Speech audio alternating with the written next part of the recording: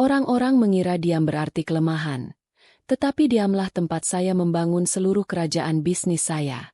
Dan pada malam saya masuk ke restoran itu berpura-pura miskin, saya menyadari betapa orang lain bergantung pada ilusi mereka. Putra saya, Markus, tidak pernah tahu berapa penghasilan saya. Selama 30 tahun ia melihat saya pulang dalam keadaan lelah, memasak apapun yang ada di kulkas, tertidur di sofa, lalu bangun dan mengerjakan semuanya lagi. Ia berasumsi saya melakukan pekerjaan kantoran kecil yang nyaris tidak membuat lampu tetap menyala. Ia berasumsi saya sederhana, biasa saja, tidak istimewa. Dan saya biarkan ia mempercayainya. Bukan karena saya senang berbohong, tetapi karena uang berhenti menjadi berkat saat Anda membesarkan anak untuk memujanya. Saya ingin ia membumi. Saya ingin ia memahami usaha, bukan hak istimewa. Saya ingin ia tumbuh menjadi seorang pria dewasa, bukan maskot kesuksesan saya. Jadi saya hidup dengan tenang. Tidak ada mobil mewah. Tidak ada lemari pakaian mewah. Tidak ada rumah besar berlantai marmer putih.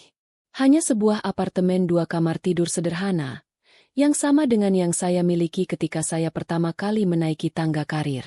Tempat saya belajar merentangkan penghasilan seperti karet gelang hingga gajian tiba.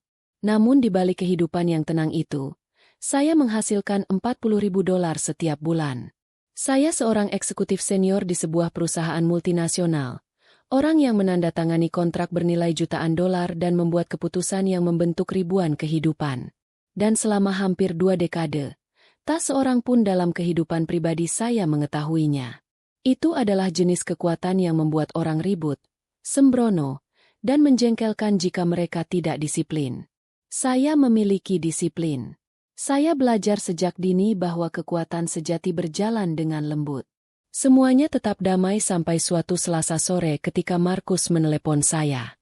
Suaranya terlalu hati-hati, terlalu terukur.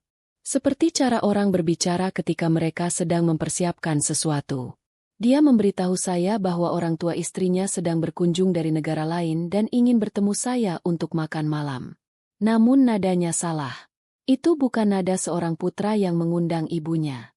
Itu adalah nada seorang pria yang mencoba mengelola potensi rasa malu. Saya bertanya apakah mereka tahu sesuatu tentang saya. Dia ragu-ragu.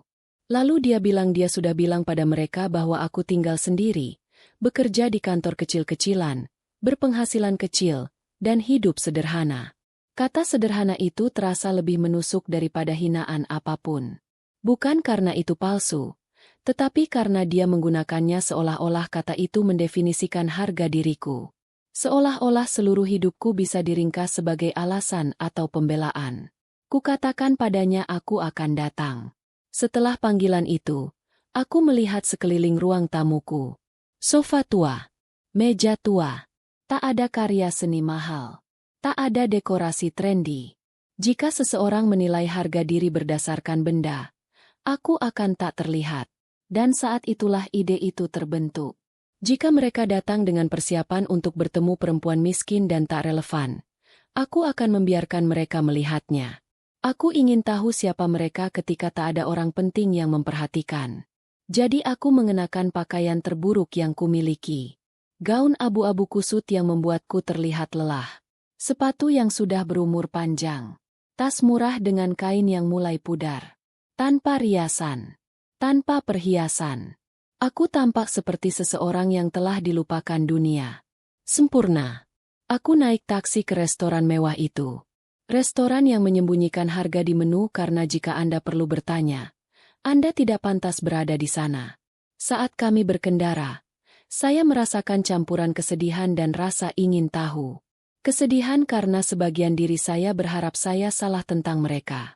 Rasa ingin tahu karena seumur hidup di ruang rapat telah melatih saya membaca orang dalam hitungan detik. Saat saya melangkah masuk, saya melihat Markus di meja panjang dekat jendela.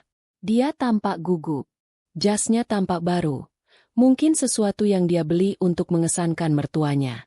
Di sebelahnya adalah Simone, menantu perempuan saya, yang dipoles sempurna dalam gaun krem dengan detail emas.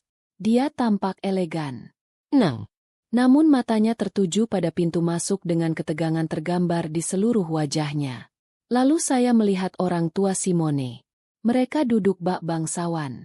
Ibunya, Veronica, mengenakan gaun hijau berkilau berhias payet dan perhiasan yang cukup banyak untuk menyilaukan siapapun yang duduk terlalu dekat. Ayahnya, Franklin, duduk kaku dalam setelan abu-abu mahal, mengenakan jam tangan yang cukup besar untuk dianggap sebagai senjata. Postur tubuh mereka menunjukkan semua yang mereka yakini tentang diri mereka sendiri. Aku berjalan perlahan ke arah mereka, dengan sengaja, seolah-olah aku terintimidasi oleh restoran itu.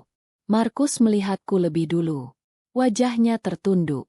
Ia mengamati pakaianku, menelan ludah, dan memaksakan senyum. Simone menyambutku dengan ciuman yang sebenarnya bukan ciuman. Itu sebuah kewajiban. Ia memperkenalkanku kepada orang tuanya dengan nada yang meminta maaf atas keberadaanku bahkan sebelum aku berbicara. Veronica mengamatiku seperti orang memeriksa buah untuk memutuskan apakah layak dibeli. Ia mengulurkan tangannya singkat, dingin, nyaris enggan. Dengan senang hati, katanya dengan senyum yang tak memancarkan kehangatan. Aku duduk di ujung meja. Tak seorang pun menawarkan bantuan untuk merapikan kursi. Tak seorang pun bertanya apakah aku merasa nyaman. Mereka memperlakukanku seperti saudara jauh yang terpaksa diundang. Ketika pelayan datang dengan menu Prancis yang berat, aku berpura-pura tidak mengerti apapun. Veronica mengamatiku seperti ilmuwan yang mengamati tikus percobaan. Ia menawarkan untuk memesan sesuatu yang sederhana agar tidak terlalu mahal. Sudah bisa ditebak. Makan malam berlangsung persis seperti yang kuduga. Veronica bercerita tentang perjalanannya, hotelnya, belanjaannya, propertinya. Ia mencantumkan harga seolah-olah sedang membaca kitab suci.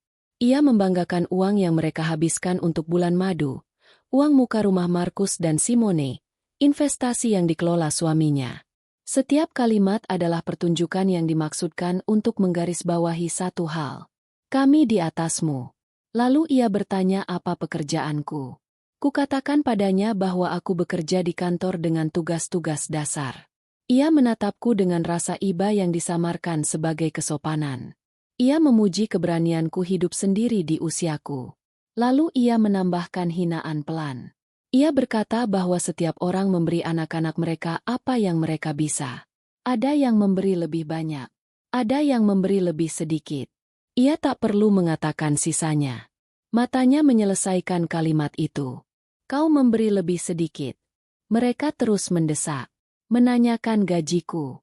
Menanyakan kondisi hidupku. Bertanya apakah Markus mengkhawatirkanku secara finansial. Mereka membingkai setiap pertanyaan yang menyinggung sebagai kekhawatiran.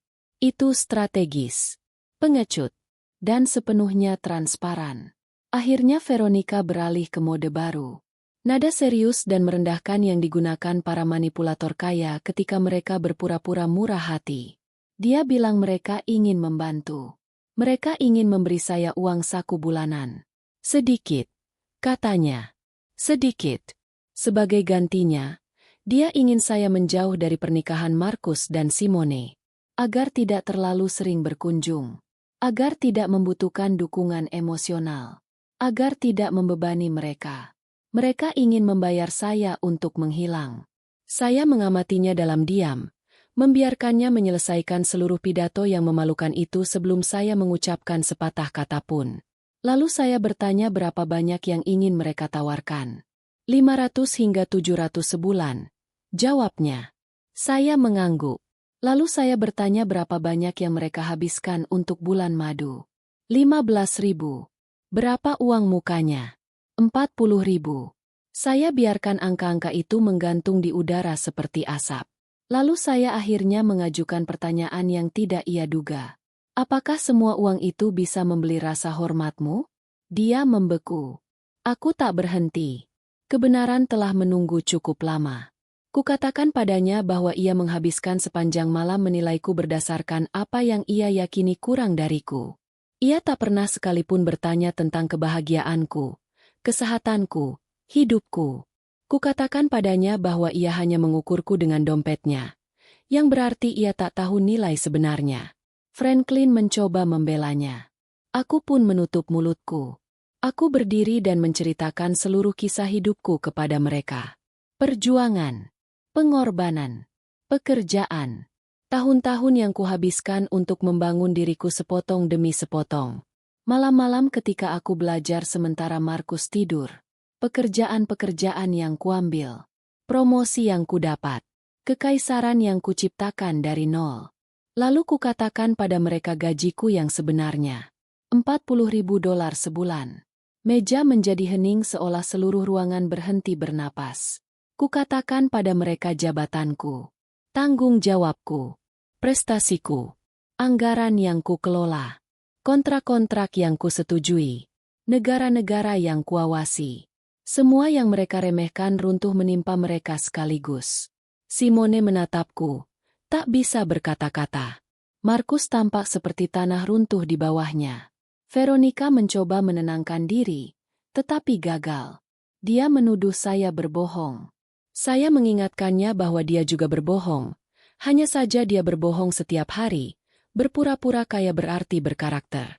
Saya mengeluarkan kartu nama perusahaan saya dan meletakkannya di atas meja. Saya memintanya untuk membayar makan malam dengan kartu itu dan menganggapnya sebagai hadiah dari wanita malang yang dipandang rendah olehnya. Dia menolak. Lalu kartu Franklin ditolak. Lalu kartu kedua. Rasa malu di wajah mereka adalah pengingat diam-diam bahwa uang tidak pernah dijamin. Reputasi bisa runtuh dalam hitungan detik. Kekuasaan menguap ketika kenyataan datang.